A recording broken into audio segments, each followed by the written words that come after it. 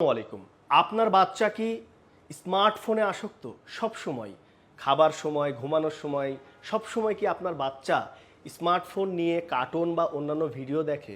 আজকের ভিডিওটা আপনাদের জন্য। দেখুন, যুগের এই পরিবর্তনে আমরা একসময় টেলিভিশন ব্যবহার করতাম, শুধুমাত্র ডিশ লাইন ব্যবহার করতাম এবং একটা থেকে দুইটা চ্যানেল পেতাম। টেকনোলজির এই আপডেটের কারণে টেলিভিশনে কিন্তু ব্যাপক পরিবর্তন আসছে। আমরা অনেকেই জানি না যে টেলিভিশন দিয়ে কত রকম শিক্ষামূলক কাজ আমরা করতে পারি, বাচ্চাদের জন্য কত উপকারী কাজ আমরা শিক্ষামূলকভাবে করতে পারি।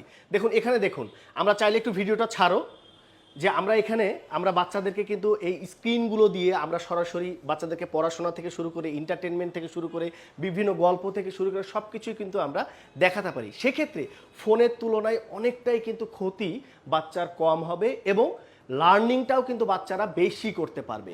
আপনারা যারা বাংলাদেশের বিভিন্ন প্রান্ত থেকে আপনার ফ্যামিলির জন্য, আপনার বাসার জন্য, আপনার অফিস রুম মিটিংয়ের জন্য আপনারা একটা টেলিভিশন চাচ্ছেন, আমরা দিচ্ছি পণ্যবিডি ইলেকট্রনিক্স প্যান্টানিক ব্র্যান্ডের 24 ইঞ্চি থেকে 100 ইঞ্চি টেলিভিশন।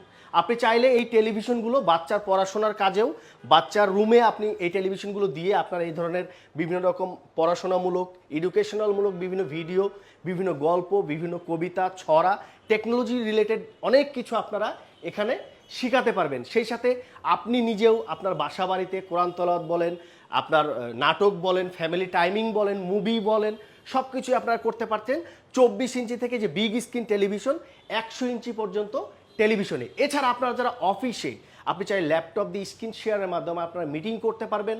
আপনারা এই স্ক্রিনগুলোকে আপনারা ব্যবহার করতে পারবেন মাল্টি ডাইমেনশনাল ওয়েতে। এছাড়াও আপনারা যারা হোটেল রুমে, রেস্টুরেন্টে, রিসিপশনে আপনারা টেলিভিশন চাচ্ছেন, আপনারা পেয়ে যাচ্ছেন পণ্যবিডি ইলেকট্রনিক্সের 24 ইঞ্চি থেকে 100 ইঞ্চি পর্যন্ত টেলিভিশন।